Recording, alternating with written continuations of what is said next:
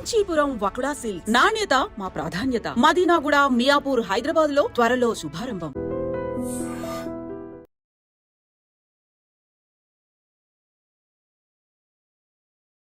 తెలంగాణ రాష్ట్రంలో తెలంగాణ తల్లి విగ్రహం రాచరిక ముద్రలు కనిపిస్తున్నాయి. అలా కాకుండా ఒక సామాన్య మహిళగా కనిపించాలి. తెలంగాణ తల్లి విగ్రహాన్ని మార్చే ఏర్పాట్లు జరుగుతున్నాయి. ఈ 1 year సెలబ్రేషన్స్లో భాగంగా ప్రతిష్ఠించాలనే రేవంత్ రెడ్డి కృతనిశ్చయంతో ఉన్నారు. అయితే నిజంగా ప్రస్తుతం తయారవుతున్నటువంటి తెలంగాణ తల్లి విగ్రహం తెలంగాణనే ప్రతిబింబించబోతోందా? గతంలో ఉన్నటువంటి తెలంగాణ తల్లి విగ్రహంలో రాచరిక పోకడలు ఎందుకు కనిపించాయి? మనతో పాటుగా ఉన్నారు పొలిటికల్ అనలిస్ట్ ప్రకాష్ గారు. ప్రకాష్ గారు నమస్కారం అండి. సో గతంలో కిరీటాలు ఉన్నాయి, ఆభరణాలు ఉన్నాయి, అలా కాదు, మనకు సామాన్యంగా తెలంగాణలో ఎలా ఉంటారో అలాంటి ఒక తెలంగాణ తల్లి విగ్రహాన్ని రూపకల్పన చేస్తున్నారు. సో ఏమనిపించింది విగ్రహాన్ని చూసిన తర్వాత? అన్అఫీషియల్గా అయితే బయటికి వస్తుంది అంటే ప్రజలు మార్పు కోరుకోవాలనుకున్నారు. అందుకే టీఆర్ఎస్ ప్రభుత్వం బదులు ఇక్కడ కాంగ్రెస్ ప్రభుత్వాన్ని ఎన్నుకున్నారు.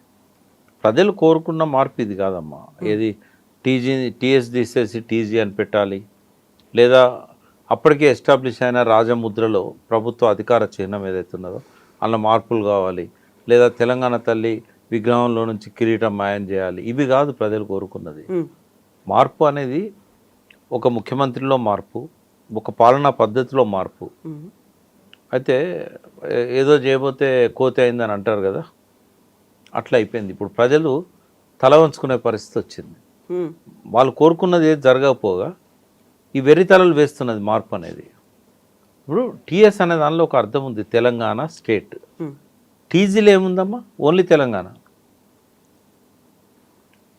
దానికి ఆ సఫిక్స్ అనేది లేకుండా పోయింది, మళ్ళీ వేరే స్టేట్ అని పెట్టాలి. అప్పుడు ఆ డిస్కషన్ వచ్చినప్పుడు కేసీఆర్ గారు టీజీ అంటే దానికి ఏమి ఉండదు స్టేట్ అనేది, టీఎస్ అంటే తెలంగాణ స్టేట్ అనేది ఉంటుంది. కాబట్టి ఆ రకంగా చేస్తేనే బాగుంటుంది అని చెప్పి కర్ణాటకని కేఎస్ అంటాం, కర్ణాటక స్టేట్. కాబట్టి అట్లా చేస్తే బాగుంటుంది అని చెప్పి అప్పుడు పెట్టారు. సరే ఇప్పుడు మళ్ళీ దాన్ని మార్చేసి నా అర్థం లేకుండా చేశాడు. సరే అదే అంటే ఏంటంటే ఇప్పుడు వెహికల్స్ మీద కానీ ఎక్కడ కానీ ఆర్టీఓ వాళ్ళు ఒక ఆదేశం జారీ చేయగానే అందరూ మార్చుకుంటారు, మార్చుకోకపోతే పెనాల్టీ కట్టాల్సి వస్తుంది. కానీ ఇక్కడ తెలంగాణ తల్లి అనేది ఫస్ట్ దాని హిస్టరీ చెప్తాను నేను. కిరీటం ఎందుకు అవసరమైంది, ఆ రూపం ఎట్లా తయారైంది తెలియాలి, చరిత్ర. ఇప్పటి జనరేషన్కి అది తెలియదు. అసలు ఏ సందర్భంలో తెలంగాణ తల్లి విగ్రహం అవసరమైంది, అదొక చారిత్రక ఉద్యమ అవసరంగా తెలంగాణ తల్లి ముందుకొచ్చింది. లాబింగ్ ద్వారా తెలంగాణ తెస్తానన్న కేసీఆర్ కాంగ్రెస్ ద్రోహంతో లాబింగ్లో విఫలమైపోయి మళ్ళీ మనం జనంలోకి పోయి ఉద్యమాన్ని బిల్డ్ చేయాలి. విద్యార్థులు 69లో చాలా మూల్యం చెల్లించారు. ఉద్యోగులు కూడా చాలా రోజులు బైకాట్ చేయడం వల్ల. అయితే కేసీఆర్ గారు ఒక్క నెత్తురు చుక్క కూడా రాలనియకుండా, ఒక విద్యార్థి ఒకరోజు కూడా తరగతిని బహిష్కరించకుండా, ఒక ఉద్యోగి ఒకరోజు కూడా సమ్మె చేయకుండా లాబింగ్ ద్వారా తెలంగాణను తీసుకురావాలని అనుకున్నాడు. కానీ అబ్దుల్ కలాంతో చెప్పించి పార్లమెంట్లో తెలంగాణ ఇస్తామని చెప్పి పొత్తు కలిసి కామన్ మినిమం ప్రోగ్రాంలో పెట్టి ప్రణబ్ ముఖర్జీతో కమిషన్ వేసి 36 పార్టీలు లెటర్స్ అనుకూలంగా ఇచ్చిన తర్వాత కూడా రాజశేఖర రెడ్డి వద్దంటున్నాడని చెప్పి ఆ తెలంగాణ ఇవ్వలేదు వాళ్ళు. ఆ సమయంలో ఇంకా లాబింగ్ అనేది ఫెయిల్ అవుతున్నది, ఉద్యమమే మనకు ప్రత్యామ్నాయం అని చెప్పి కేంద్ర మంత్రులుగా ఇంకా రిజైన్ చేయకముందే యూపీఏలో ఉన్నప్పుడే తెలంగాణ జాగరణ సేన తీసుకొచ్చారు కేసీఆర్ గారు. సరే నరేంద్ర గారు ఏదో పరుష పదాలు వాడాడని చెప్పి దాన్ని అక్కడనే ఇనాగరల్ సెషనే పరిసమాప్తి అయింది. ఆ తర్వాత ఇమ్మీడియట్గా 2007 ఆయన కూడా రాజీనామా చేసి బయటకు వచ్చాడు. 2006 ఆగస్టులోనే ఉప ఎన్నికల్లో కూడా కరీంనగర్లో భారీ మెజారిటీతో గెలిచాడు. సో ప్రజల లోపల ఉద్యమ చైతన్యం ఉన్నది, ఆకాంక్ష ఉంది, చైతన్యం కూడా ఉంది. దీన్ని ఒక దగ్గర చేర్చాలనుకున్నప్పుడు కొన్ని ప్రతీకలు కావాలి మనకు. అప్పటిదాకా విద్యార్థులు అవసరం లేదన్నాడు కదా. తెలంగాణ విద్యార్థి సంఘాలు ఉన్నాయి, ఈవెన్ టీఆర్ఎస్ కూడా విద్యార్థి విభాగం ఉంది. ఎర్రోల శ్రీనివాస్ అప్పుడు దాని అధ్యక్షుడు, బాల్క సుమన్ లాంటి వాళ్ళు దాని స్టేట్ లీడర్స్. మరి వీళ్ళకి ఆ చైతన్యాన్ని సోయిని కల్పించడానికి ప్రత్యేకంగా అంతకుముందు ఏ ప్రయత్నం లేదు. అందుకని 2007-08లో నెలల పాటు తెలంగాణ భవన్లో క్లాసులు పెట్టారు, మాలాంటి వాళ్ళతో చెప్పించారు. జయశంకర్ గారు కూడా ఉన్నారు అప్పుడు, కోదండరామ్, జయశంకర్, మల్లెపల్లి లక్ష్మి అందరం కూడా చెప్పాం. విద్యార్థులలో ఒక చైతన్యం అనేది పెరిగింది అప్పుడు. దాంతోపాటుగా ఇంకేమైనా ప్రతీకలు ఉంటే బాగుండు అన్నప్పుడు తెలంగాణ జాగృతి తరఫున కవిత గారు బతుకమ్మను ఒక ప్రతీకగా తీసుకొచ్చారు. అదే సమయంలో తెలంగాణ తల్లి విగ్రహాలు ప్రతి ఊర్లో ప్రతిష్ఠిస్తే బాగుంటుంది. అప్పుడు ఆంధ్ర ఉద్యమంలో ఆంధ్రమాత విగ్రహాలను పెట్టారు. కాబట్టి తెలంగాణ తల్లిని మనం ప్రతిష్ఠించాలి అనేది కేసీఆర్ గారి ఆలోచన. అప్పటికే ఈ విషయంలో కొంత వర్క్ చేస్తున్నది ఎవరు అంటే బిఎస్ రాములు గారు, తెలంగాణ తత్వవేత్త, ఆయనతో పాటుగా B V N Chari, professor Gangadhar, fine arts college. అయితే ఈ ముగ్గురిని కూడా కేసీఆర్ గారు పిలిపించారు. బిఎస్ రాములు గారు చాలా క్లోజ్గా ఎప్పుడు కేసీఆర్ గారికి, అంటే ఆయన పార్టీలు లేకపోయినా సలహాలు ఇస్తుండేవాడు. పిలిచినప్పుడు మొదలు తయారు చేసిన విగ్రహం కూడా ఈ రకంగానే ఉండేది, ఏది కిరీటం లేకుండా. అది బివిఎన్ చారి, బిఎస్ రాములు కలిసి అనుకున్నారు. కానీ రాములు గారు ఏమన్నారంటే అట్లా కాదు, దీనిలో మార్పులు చేయాలన్నారు. కేసీఆర్ గారు ముందుకు వచ్చినాక భరతమాత విగ్రహం ఎట్లుంది, మధ్యలో వచ్చిన ఆంధ్రమాత విగ్రహం ఎట్లుంది, అంటే తల్లి అంటే ఒక దేవతా భావన, మనుషుల కంటే ఎబో ఉండాలి. అయితే ఈ బిఎస్ రాములు గారిని, బివిఎన్ చారిని అందరిని పిలిపించుకున్నాడు కేసీఆర్ గారు. ఆయన ఒకటే చెప్పింది, మనకు భారతమాత విగ్రహం ఎట్లుందో ఆంధ్రమాత విగ్రహం ఎట్లా తయారు చేశారు అప్పుడు ఆ పద్ధతిలో ఉండాలి అన్నప్పుడు కిరీటం ఉండాలి, దేవతా భావన అనేది రావాలి మనసుల్లో అన్నప్పుడు తెలంగాణ పేదదైనంత మాత్రాన మన దేవత ఎందుకు పేదకు కనబడాలి, మన అమ్మను ఊహించుకోవడం ఎందుకు తక్కువగా ఊహించుకోవాలి, మనుషుల్లాగా కాదు ఒక దేవతా స్వరూపంగానే ఉండాలి, ఆ భావన రావాలి ప్రతి ఒక్కరికి అన్నప్పుడు ఏం చేశారంటే అంత ఓవర్ నైట్లో అయింది కాదు, అది 2-3 సమావేశాలు జరిగినాయి. చాలా చాలా మా పెద్ద పెద్ద వాళ్ళు వచ్చారు, ఈల లక్ష్మణ్ వచ్చాడు, చాలామంది వచ్చారు ఆ డిస్కషన్స్కి. పేర్లు మర్చిపోయాను నేను, కానీ నంది సిద్ధారెడ్డి ఇట్లా చాలామందిని పిలిచారు ఆయన ఇంటలెక్చువల్స్ని. చాలా అవర్స్ టుగెదర్ డిస్కషన్స్ అయినాయి. అయినప్పుడు కేసీఆర్ ఒక సజెషన్ ఇచ్చాడు, రవివర్మ చిత్రాలలో దేవతలను ఇవాళ మనము చూస్తున్నాము క్యాలెండర్లలో అంటే రాజా రవివర్మ ఎవరైతే భారతదేశం గర్వించదగ్గ చిత్రకారుడు ఉన్నాడో ఆయన ఇచ్చిన రూపాలే కదా అవన్నీ.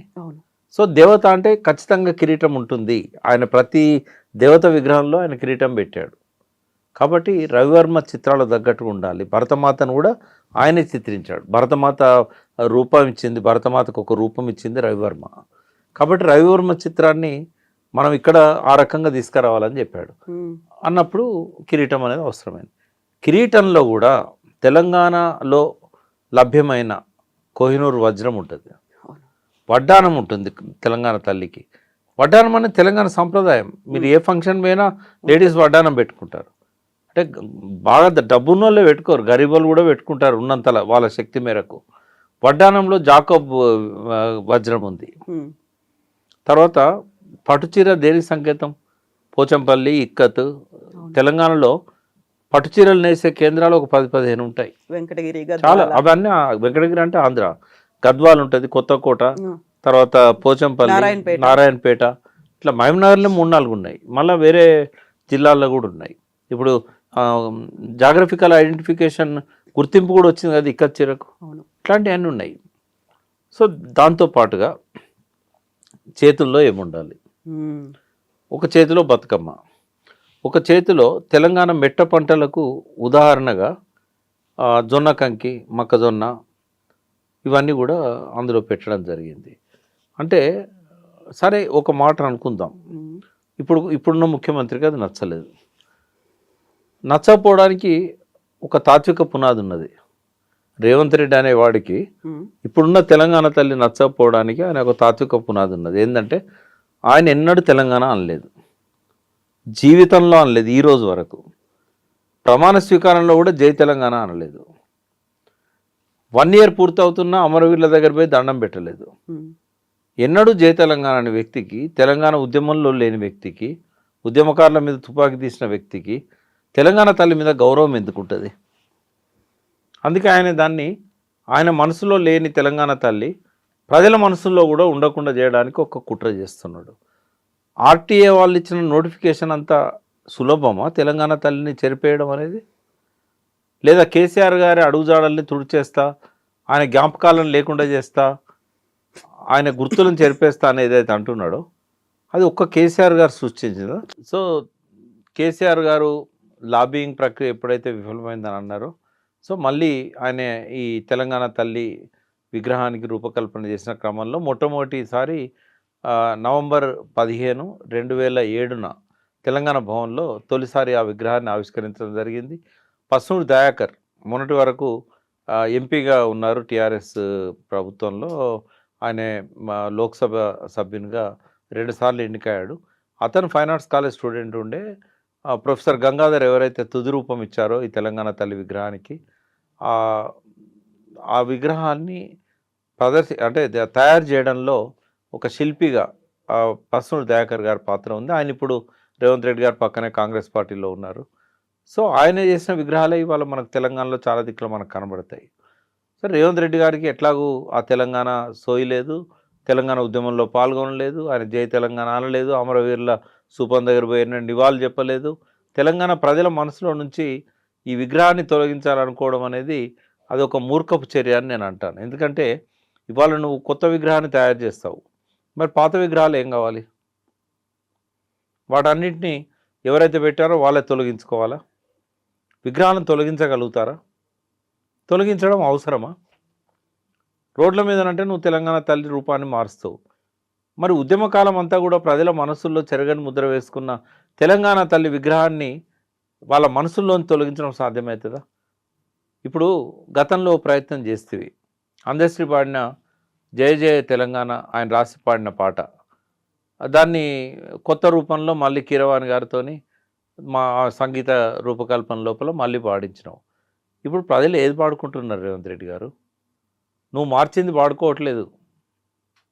నువ్వు ఏ దేశానికి పోయినా తెలంగాణ ఉద్యమ మీటింగ్స్లలో ఈ జూన్ 2 నాడు తెలంగాణ ఆవిర్భావ దినం రోజు కానీ, తెలంగాణ బోనాల పండుగప్పుడు కానీ, బతుకమ్మ పండుగప్పుడు కానీ ఎప్పుడు పాడుకున్నా కూడా పాత పాటే పాడుతున్నారు, జయ జయ తెలంగాణ.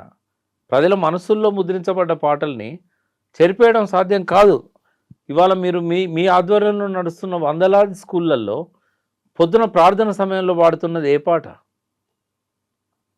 అందుకే కీరవాణి గారి సంగీతాన్ని నేను తప్పట్టట్లేదు, అందశ్రీ గారి ఆశయాన్ని కూడా నేను తప్పట్టట్లేదు. కానీ మార్పు చేసినంత మాత్రాన ప్రజలు దాన్ని స్వీకరిస్తారు అనుకోవడం పొరపాటు. దానికి ఉదాహరణే మనకు ఈ తెలంగాణ జయ జయ తెలంగాణ